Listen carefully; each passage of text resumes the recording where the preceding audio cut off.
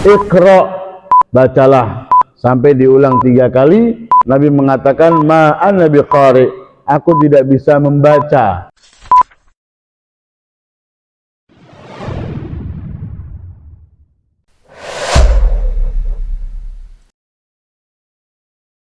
Iqra bismi rabbikal ladzi khalaq, khalaqal insana min 'alaq, iqra wa rabbukal akram alladzi 'allama bil qalam, 'allamal insana ma lam ya'lam. Dan ini adalah wahyu yang pertama. Kalamullah ini, surat Al-Alaq 5 ayat ini dimasukkan ke dalam hati Rasulullah SAW melalui malaikat Jibril yang berbentuk manusia.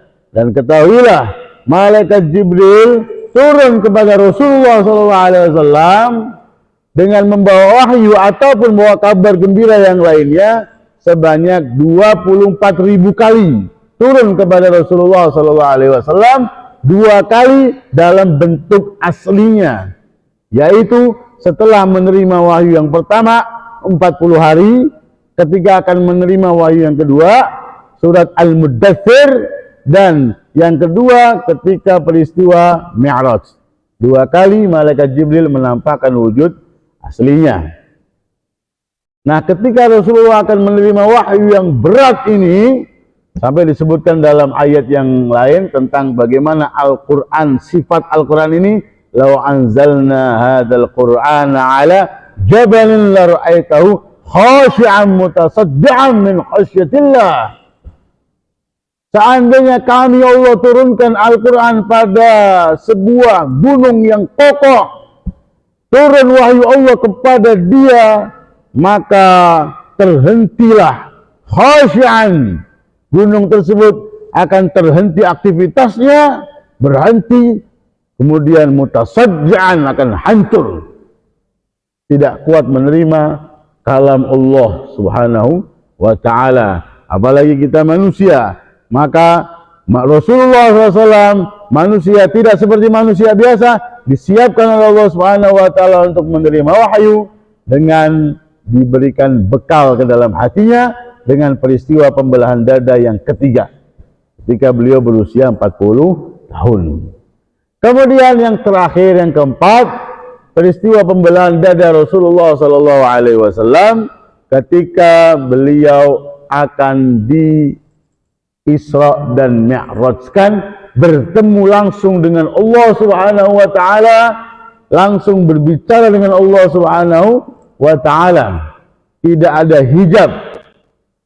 Yang ini hanya khusus untuk Nabi kita Muhammad sallallahu alaihi wasallam. Beliau sendiri yang menceritakan, ketika aku sedang tidur di hijir Ka'bah, yaitu di lingkaran, setengah lingkaran Ka'bah, saya sedang tidur di situ bersama sepupu saya dan bersama paman saya, yaitu Hamzah bin Abdul Muttalib, dan sepupu Rasulullah SAW Ja'far bin Abi Thalib. Beliau ada di tengah. Kemudian beliau menceritakan, datang kepada saya 2 orang, kemudian saya diangkat, kemudian saya dibawa ke sumur Zam-Zam, diletakkan di samping sumur Zam-Zam, saya ditelentangkan dan saya kembali dibelah dada saya, dikeluarkan hati saya, kemudian dicuci dengan air Zam-Zam, kemudian dimasukkan dalam hati saya cahaya-cahaya untuk bekal menghadap langsung, bertemu langsung Allah Subhanahu wa ta'ala dan berbicara langsung dengan Allah Subhanahu wa ta'ala. Oleh karena itu para ulama ketika menafsirkan subhanalladzi asra bi'abdihi lailam minal masjidil harami ilal masjidil aqsa alladzi barakna haulahu linuriyahu min ayati innahu huwas sami'ul basir. Innahu was-sami'ul basir. Ketika menceritakan ayat Isra, di ujung ayat ini Allah Subhanahu wa taala berfirman, innahu was-sami'ul basir. Sungguh dia mendengar dan melihat. Sungguh dia mendengar dan melihat. Innahu was-sami'ul basir. Kalau yang kita dengar biasanya, kita fahami biasanya, yang mayoritas ulama mengartikan, menafsirkan inna was-sami'ul basir adalah Allah Subhanahu wa taala Maha mendengar dan Maha melihat. Akan tetapi ada beberapa ulama tafsir yang menafsirkan innahu, sesungguhnya dia, dhamir di situ adalah kembali kepada Nabi Muhammad sallallahu alaihi wasallam. Sesungguhnya beliau Muhammad as-sami', benar-benar melihat Allah Subhanahu wa taala, al-basir, benar-benar mendengar Allah Subhanahu wa taala, benar-benar mendengar Allah Subhanahu wa taala, al-basir, benar-benar melihat Allah Subhanahu wa taala. Inna was-sami'ul basir dikembalikan kepada Nabi Muhammad sallallahu alaihi wasallam. Jadi pada ayat surat Al-Isra ini mengandung peristiwa Isra, mengandung peristiwa Mi'rajnya Nabi Muhammad sallallahu alaihi wasallam, makanya sering dibawakan pada peringatan Isra dan Mi'raj ayat ini. Ini persiapan lebih lagi. Yang ketiga tadi persiapan untuk menerima wahyu melalui perantara malaikat Jibril. Untuk menerima langsung, maka bekalnya lebih lagi. Bekalnya lebih lagi, ditambah lagi. Makanya dibelah dadanya Rasulullah SAW untuk yang keempat kalinya. Manfaatnya adalah untuk persiapan menghadap langsung Allah Subhanahu wa ta'ala. Jadi inilah tentang peristiwa pembelaan dada Nabi Muhammad SAW. Sekali lagi para ulama menyimpulkan terjadi 4 kali. Yang pertama ketika beliau berusia 4 tahun di dalam asuhan Siti Halimah Sa'diyah di kampung Bani Sa'ad. Kemudian yang kedua ketika beliau berusia 10 tahun. Yang ketiga ketika beliau berusia 40 tahun, yaitu persiapan menerima wahyu yang pertama. Dan yang keempat adalah ketika beliau akan di Isra dan Mi'rajkan, yaitu usia beliau 52 tahun. Karena peristiwa Isra dan Mi'raj adalah 1 tahun sebelum hijrahnya Rasulullah SAW ke Madinah, dan hijrahnya Rasulullah ketika beliau berusia 53 tahun. Kemudian disebutkan dalam kitab Ar-Rahiqul Maktum ini, ila ummihi al-hanun, Nabi Muhammad SAW dikembalikan kepada ibundanya. Karena Siti Halimah merasa khawatir terhadap Nabi Muhammad SAW yang usia 4 tahun ini, karena anak-anak Siti Halimah menceritakan kalau saudaranya ini ada yang bawa dia dan ada yang ingin membunuhnya. Padahal itu adalah malaikat Jibril dan malaikat Mikail. Siti Halimah nggak tahu ini anak bakal jadi orang besar. Maka dikembalikanlah Nabi Muhammad SAW kepada ibundanya ketika beliau berusia 4 tahun. Wa khasyiyat alaihi Halimatu ba'da hadil waqa'ah hatta raddadu ila ummih. Sebutkan oleh beliau pengarang Ar-Rahiqul Maktum, maka Halimah merasa takut akan setelah kejadian ini, maka dikembalikan Rasulullah SAW kepada ibundanya. Fakana 'inda ummihi ila an balagha 6 sinin. Rasulullah SAW diasuh oleh ibunya lagi sampai beliau berusia 6 tahun. Ketika Rasulullah SAW berusia 6 tahun, wara'at Aminatu wafa'an li dzikra zawjiha ar-rahil an tazura qabrahu bi Yathrib. Umur 6 tahun Rasulullah SAW sudah bisa diajak untuk pergi jauh. Untuk apa? Untuk ziarah makam ayahandanya Abdullah di Yathrib atau di Madinah. Pernah saya bahas di sini, ayahanda Rasulullah Abdullah wafat di Yathrib atau di Madinah ketika beliau pulang dari negeri Syam. Ingat, orang-orang Mekah itu kalau berdagang ke negeri Syam, tempat transitnya diantaranya adalah Yathrib atau Madinah. Pulang dari negeri Syam, ayahanda Rasulullah sakit, dirawat selama 1 bulan sampai wafat di Madinah, dimakamkan di Madinah. Tepatnya itu di kanan kiblat Kalau sekarang masjid sekarang, mungkin kalau nggak salah pintu Al-Malik Saud. Jadi ada gerbang nomor 18 atau nomor berapa itu di situ tempat dimakamkan ayah anda Rasulullah SAW. Namun setelah perluasan Masjid Nabawi dipindah ke Baqi, dipindah ke pemakaman Baqi, dan masih utuh jasad ayah anda Rasulullah SAW. Jadi posisinya kalau sekarang masih di area, kalau sekarang ya, berarti masih di dalam gerbang Masjid Nabawi, bukan dalam masjidnya, tapi di gerbang, yaitu di payung itu. Di payung ada satu tempat wudhu, itu di sebelahnya. Itu makam ayahanda Rasulullah SAW, tapi sudah dipindah. Nah, Rasulullah ziarah ke situ. Fakharajat min Makkah qati'atan rihlatan tablughu 500 km. Maka berangkatlah Siti Aminah ibundanya bersama pembantu peninggalan ayahnya, yaitu Ummu Aiman, bersama Rasulullah SAW usia 6 tahun, dan juga dalam riwayat bersama kakeknya Abdul Muttalib. Berangkat 500 km dari Makkah ke Madinah. Untuk apa? Ziarah. Untuk berziarah makam ayahandanya Abdullah, dan juga untuk ziarah keluarga Rasulullah SAW dari sebelah neneknya. Sedikit saya jelaskan kenapa kok ziarah ke keluarga Rasulullah ada di Madinah. Rasulullah SAW ayahandanya namanya Abdullah, ibundanya namanya Aminah. Abdullah punya ayah, Abdullah bin Abdul Muttalib, kakek Rasulullah Abdul Muttalib.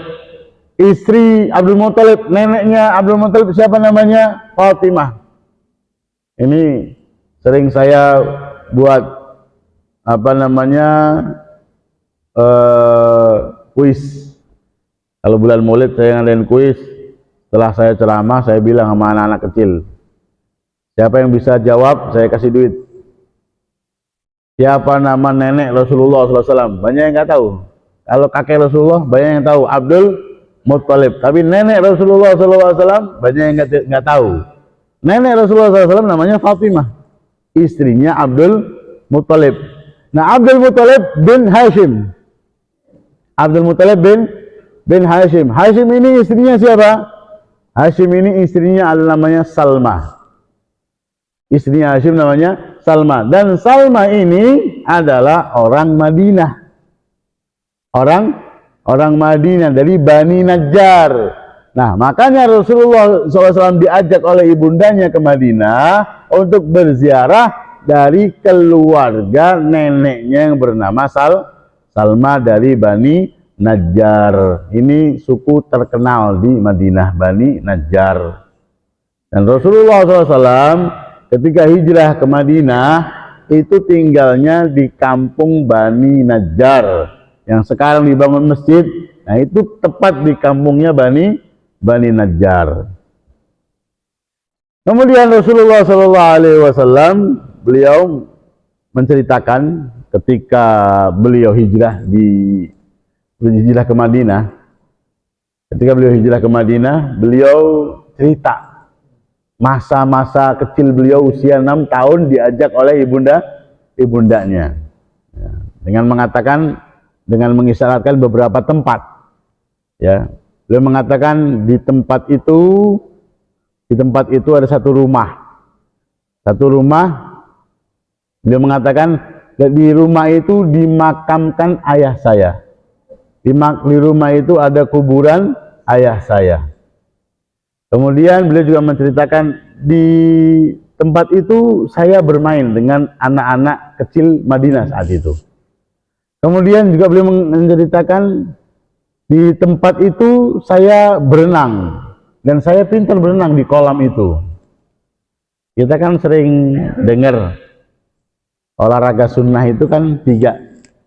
Bagaimana hadis allimu auladakum, ya, apa, as-sibahah, wa rukubal khail, wa rimayah. Atau kama qala Nabi, ajarkan anak-anak kalian 3 olahraga. Menunggang kuda, kemudian memanah dan berenang. Rasulullah pandai menunggang kuda, pandai memanah. Kapan Rasulullah berenang? Itu masih kecil, usia 6 tahun. Beliau mengatakan, saya wa ahsantul auma fi bi'ri Bani Adi. Kata beliau menceritakan ketika beliau hijrah, saya pintar berenang ketika saya usia 6 tahun ketika ziarah sama ibu saya ke tempat ini di kolamnya Bani Adi di Madinah. Itu kenangan Rasulullah Sallallahu Alaihi Wasallam. Kemudian Rasulullah SAW tinggal bersama ibundanya, bersama Ummu Aiman pembantunya, bersama Abdul Muttalib kakeknya di Madinah, di Yathrib selama 1 bulan. Selama 1 bulan. Setelah 1 bulan kembali ke Mekah. Nah, di saat mereka sampai di satu desa namanya Abwa, lebih dekat ke Mekah, ibundanya sakit. Memang ketika balik ke Mekah itu ibundanya sudah sakit. Sudah sakit sampai di desa Abwa, beliau tidak bisa melanjutkan perjalanan. Di kampung Abwa itu ya beliau dirawat, kemudian ibundanya wafat. Kemudian detik-detik ketika akan meninggalnya Siti Aminah, ibundanya, Siti Aminah memanggil Rasulullah Sallallahu Alaihi Wasallam. Dipanggil Rasulullah Sallallahu Alaihi Wasallam di sampingnya. Kemudian Siti Aminah mengatakan kepada putranya, ini disebutkan dalam beberapa hadis, ya, di antara riwayat Abu Nuaim. Siti Aminah mengatakan begini kepada putranya, baraka fikallahu min gulami, ya ibnalladhi fi haumatil himami naja bi'aunil malikil allami. Fawudi wadada tarbi bisihami bimi'atin min ibilin sawami. Wahai putraku Muhammad, semoga Allah Subhanahu wa taala memberikan keberkahan kepadamu. Wahai putraku yang mana engkau dahulu seorang anak dari Abdullah, yang Abdullah tersebut pernah ditebus dengan 100 ekor onta.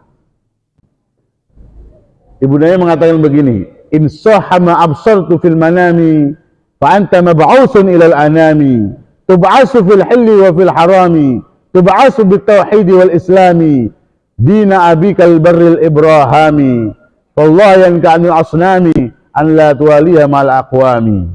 Kata Siti Aminah, kalau jika benar apa yang saya mimpikan, maka engkau akan diutus oleh Allah Subhanahu wa taala kepada umat manusia. Engkau akan diutus kepada semua manusia, baik yang di Mekah ataupun di luar Mekah.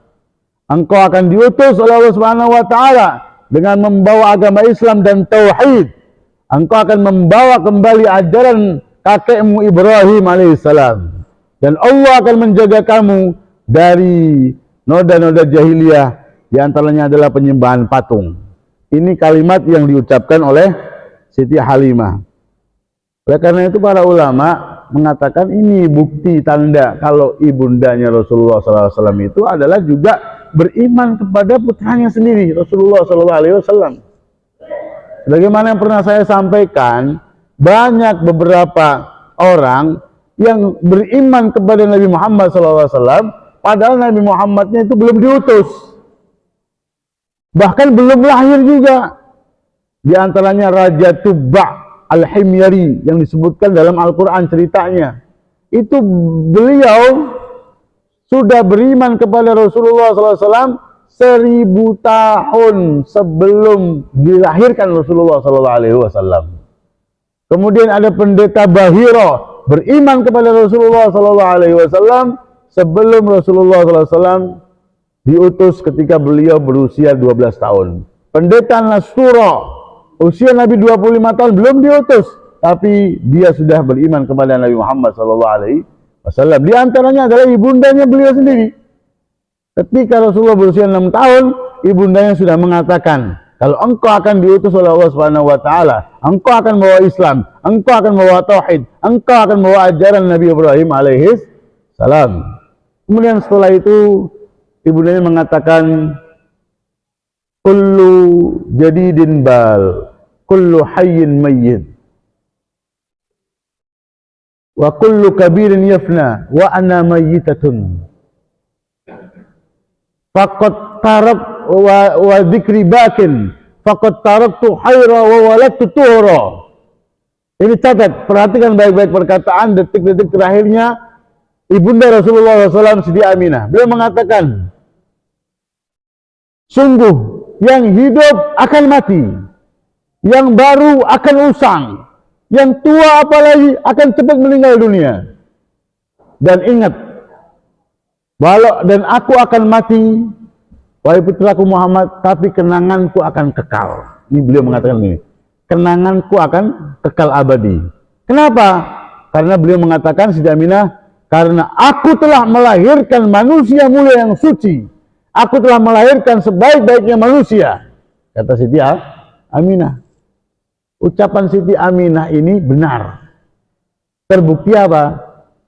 Terbukti dalam ketentuan Allah Subhanahu wa taala berapa banyak umat Nabi Muhammad yang merayakan peringatan Maulid kelahiran Rasulullah SAW.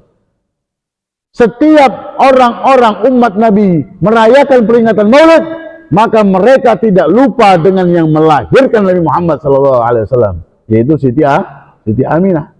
Makanya di buku-buku Maulid disebutlah Siti Aminah, dan inilah yang dimaksud oleh Siti Aminah ketika beliau akan wafat, wa dzikri baqin, dan penyebutanku, orang-orang nanti akan menyebutkanku terus menerus, kenanganku akan kekal karena aku melahirkan manusia mulia, aku melahirkan manusia yang suci, aku melahirkan sebaik-baiknya manusia. Maka terus disebut-sebutlah Siti Aminah oleh umat Rasulullah SAW sepanjang tahun sampai hari kiamat.